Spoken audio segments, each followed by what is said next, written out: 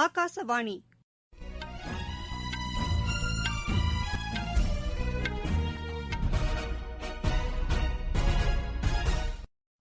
செய்திகள் வாசிப்பவர் கிருஷ்ணவேணி கோபியானந்த். தலைப்புச் செய்திகள்: குஜராத் உயர்நீதிமன்றத்தின் வைர விழா நிகழ்ச்சியில் பிரதமர் திரு நரேந்திரமோடி காணொலி காட்சி வாயிலாக நாளை காலை உரையாற்றுகிறார்.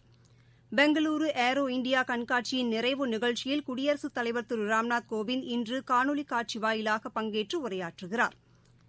வரும் நிதியாண்டில் உள்நாட்டு மொத்த உற்பத்தி வளர்ச்சி 10.5% கணிக்கப்பட்டுள்ளதாக இந்திய ரிசர்வ் வங்கி கவர்னர் திரு சக்திகாந்த் தாஸ் தெரிவித்துள்ளார். தமிழகத்தில் விவசாயிகளுக்கு 12,110 கோடி ரூபாய் கூட்டுறவு பயிர்க்கடன் தள்ளுபடி செய்யப்படும் என்று முதலமைச்சர் திரு எடப்பாடி பழனிசாமி அறிவித்துள்ளார். இந்தியா இங்கிலாந்து அணிகளுக்கு இடையேயான முதலாவது டெஸ்ட் கிரிக்கெட் போட்டி இன்று சென்னையில் தொடங்கியது. இனி விரிவான செய்திகள். குஜராத் உயர்நீதிமன்றத்தின் வைர விழா நிகழ்ச்சியில் பிரதமர் திரு நரேந்திரமோடி காணொலி காட்சி வாயிலாக நாளை காலை உரையாற்றுகிறார். இந்த உயர்நீதிமன்றம் அமைக்கப்பட்டு 60 ஆண்டுகள் நிறைவடைவதை குறிக்கும் வகையில் அஞ்சல் தலை ஒன்றையும் அவர் வெளியிடுகிறார்.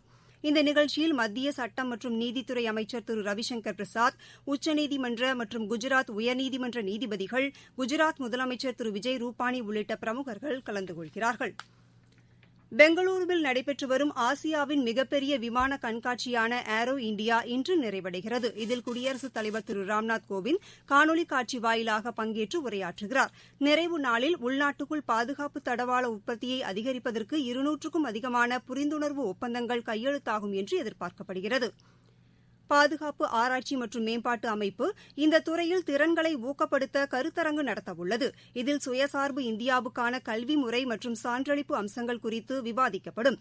3வது நாளான இன்றும் இந்தியா மற்றும் வெளிநாடுகளைச் சேர்ந்த போர் விமானங்களின் சாகச நிகழ்ச்சிகள் இடம்பெறும்.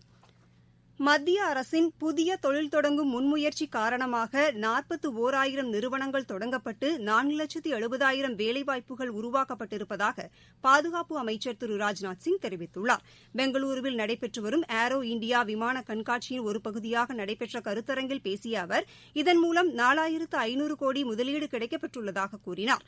பாதுகாப்புத் துறையில் புதிய தொழில்கள் ஊக்குவிப்பு காரணமாக நவீன தொழில்நுட்பத்துடன் உள்நாட்டிலேயே பாதுகாப்பு தளவாடங்கள் உற்பத்தி செய்யப்பட்டு சுயசார்பு உள்ளதாக இந்தியா உருவாகி வருகிறது என்று அவர் கூறினார்.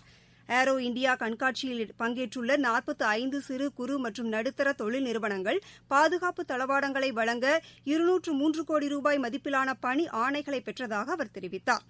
கடல் சார்ந்த பாதுகாப்பில் புதிய வகை ரோபோக்களை உருவாக்கிய லெப்டினன்ட் தீபக் சுமன்குமாருக்கு திரு ராஜ்நாத் சிங் விருது வழங்கினார். புதிய வேளாண் சட்டங்கள் தொடர்பாக போராடும் விவசாயிகளுக்கு வெளிநாட்டைச் சேர்ந்த சில ஆளுமைகள் ஆதரவு தெரிவிப்பது இந்தியாவின் ஸ்திரத்தன்மையை பலவீனப்படுத்தும் என்று பிஜேபி குறை கூறியுள்ளது. புதுதில்லியில் கட்சியின் தலைமையகத்தில் செய்தியாளர்களிடம் பேசிய அதன் செய்தித் தொடர்பாளர் திரு கௌரவ் பாட்டியா, இந்திய ஜனநாயகத்துக்கு வெளிநாடுகளைச் சேர்ந்தவர்களின் சான்றிதழ் அவசியமில்லை என்றார். போராட்டம் நடத்த ஜனநாயகத்தில் உரிமை உள்ளது என்றும், அதே சமயம் இந்தியாவின் உள் விவகாரங்களில் வெளிநாட்டைச் சேர்ந்தவர்கள் தலையிடுவது தவறு என்றும் அவர் கூறினார். நாட்டை பலவீனப்படுத்த வெளிநாட்டு ஆளுமைகள் முயற்சி செய்தால் அதனை இந்தியா சகித்துக் கொள்ளாது என்றும் அவர் குறிப்பிட்டார்.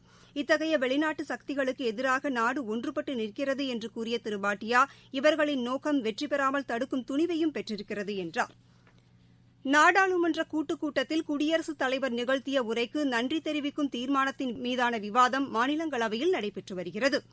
இந்த விவாதத்தில் பங்கேற்று பேசிய பிஜேபி உறுப்பினர் டாக்டர் வினய் சகஸ்ரபுத்தே, புதிய வேளாண் சட்டங்கள் தொடர்பாக விவாதிப்பதற்கு அரசு இன்னமும் திறந்த மனதுடன் இருப்பதாக கூறினார். ஏற்கனவே அரசுக்கும் விவசாய சங்கங்களின் பிரதிநிதிகளுக்கும் இடையே பல சுற்று பேச்சுவார்த்தைகள் நடைபெற்றதையும் அவர் சுட்டிக்காட்டினார். அனைவரும் இணைவோம், அனைவரும் உயர்வோம் என்ற தொலைநோக்கோடு மத்திய அரசு செயல்படுகிறது என்றும், சுயசார்பு இந்தியாவை நோக்கி நாடு முன்னேறுகிறது என்றும் அவர் குறிப்பிட்டார். காங்கிரஸ் உறுப்பினர் திரு பிரதாப் சிங் பாஜ்வா விவாதத்தில் பங்கேற்று பேசுகையில், புதிய வேளாண் சட்டங்கள் மிகச்சில தனியார் நிறுவனங்கள் பயனடைவதற்காக கொண்டுவரப்பட்டுள்ளன என்றார். சென்ற மாதம் 26ஆம் தேதி செங்கோட்டை அருகே ஏற்பட்ட வன்முறை சம்பவங்கள் குறித்து உச்சநீதிமன்ற நீதிபதி ஒருவரை கொண்டு விசாரணை நடத்த வேண்டும் என்றும் அவர் கூறினார். இதைத் தொடர்ந்து பல்வேறு கட்சிகளின் உறுப்பினர்களும் விவாதத்தில் பங்கேற்று பேசினர். நீங்கள் கேட்டுக் கொண்டிருப்பது ஆகாசவாணியின் செய்தி அறிக்கை.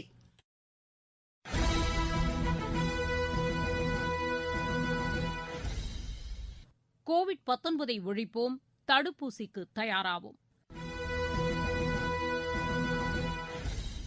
கோவிட் தடுப்பூசி பாதுகாப்பானது. இதனை பெறுவதற்கு கோவின் இணையதளத்தில் புகைப்படத்துடன் கூடிய அடையாள ஆவணத்துடன் பதிவு செய்ய வேண்டும். உங்கள் கைபேசி செயலிக்கு வரும் தேதியில் சம்பந்தப்பட்ட மையத்திற்கு சென்று தடுப்பூசி போட்டுக் கொள்ள வேண்டும். தடுப்பூசி போட்டவுடன் 1/2 மணி நேரம் கண்காணிப்பு மையத்தில் அமர்ந்திருக்க வேண்டும். 2ஆம் சுற்று தடுப்பூசியையும் அதற்கான தேதியில் தவறாமல் போட்டுக் கொள்ள வேண்டும். நம் நலன் காத்து நாட்டு நலனை உறுதி செய்வோம்.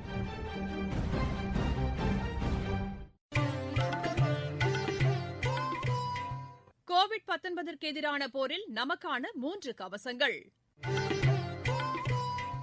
முகக்கவசம் அணிவோம், தனிநபர் இடைவெளியை கடைபிடிப்போம், கை மற்றும் முக சுத்தம் பராமரிப்போம்.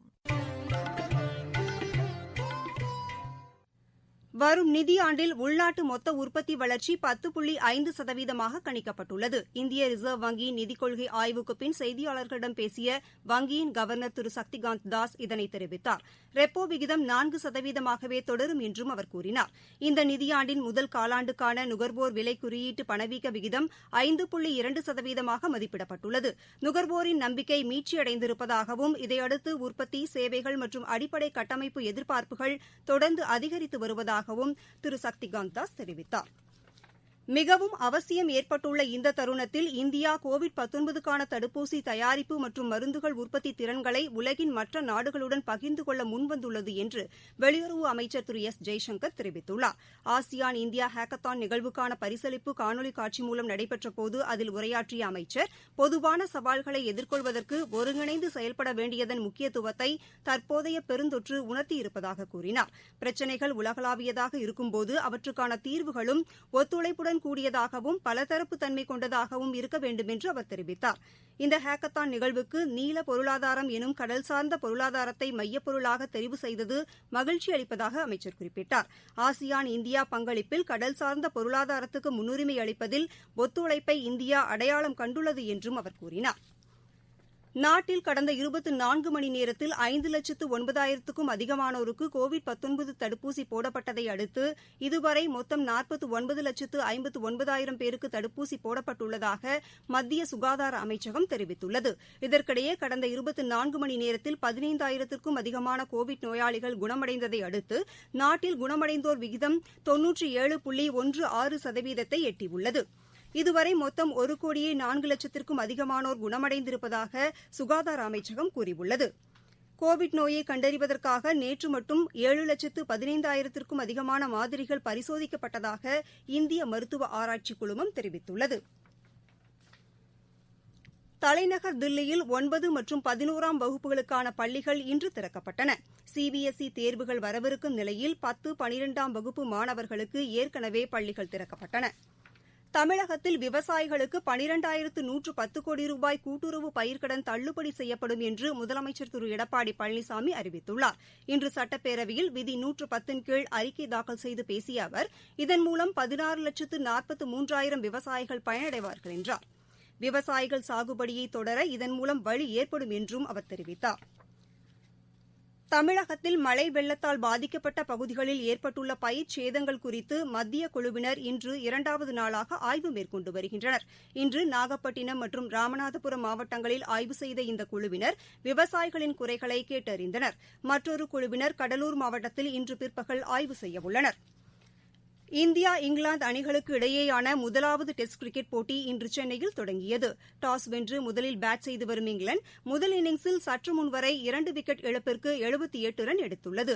ரோரி நன்ஸ் 33 ரன்னுக்கு ஆட்டமிழந்தார். டான் லாரன்ஸ் ரன் எதுவும் எடுக்காமல் அவுட் ஆனார். இந்தியாவின் ஜஸ்பிரித் பும்ரா, அஸ்வின் ஆகியோர் தலா ஒரு விக்கெட்டை வீழ்த்தினர். ISL கால்பந்து போட்டியில் சென்னை அணி இன்று பெங்களூரு அணியை எதிர்கொள்கிறது. கோவாவில் நடைபெறவுள்ள இப்போட்டி இரவு மணி 7:30க்கு தொடங்குகிறது. மீண்டும் தலைப்புச் செய்திகள். குஜராத் உயர்நீதிமன்றத்தின் வைர விழா நிகழ்ச்சியில் பிரதமர் திரு நரேந்திரமோடி காணொலி காட்சி வாயிலாக நாளை காலை உரையாற்றுகிறார். பெங்களூரு ஏரோ இண்டியா கண்காட்சியின் நிறைவு நிகழ்ச்சியில் குடியரசுத் தலைவர் திரு ராம்நாத் கோவிந்த் இன்று காணொலி காட்சி வாயிலாக பங்கேற்று உரையாற்றுகிறார். வரும் நிதியாண்டில் உள்நாட்டு மொத்த உற்பத்தி வளர்ச்சி 10.5% கணிக்கப்பட்டுள்ளதாக இந்திய ரிசர்வ் வங்கி கவர்னர் திரு சக்திகாந்த் தாஸ் தெரிவித்துள்ளார். தமிழகத்தில் விவசாயிகளுக்கு 12,110 கோடி ரூபாய் கூட்டுறவு பயிர்க்கடன் தள்ளுபடி செய்யப்படும் என்று முதலமைச்சர் திரு எடப்பாடி பழனிசாமி அறிவித்துள்ளார். இந்தியா இங்கிலாந்து அணிகளுக்கு இடையேயான முதலாவது டெஸ்ட் கிரிக்கெட் போட்டி இன்று சென்னையில் தொடங்கியது. இத்துடன் இந்த செய்தியறிக்கை நிறைவடைகிறது.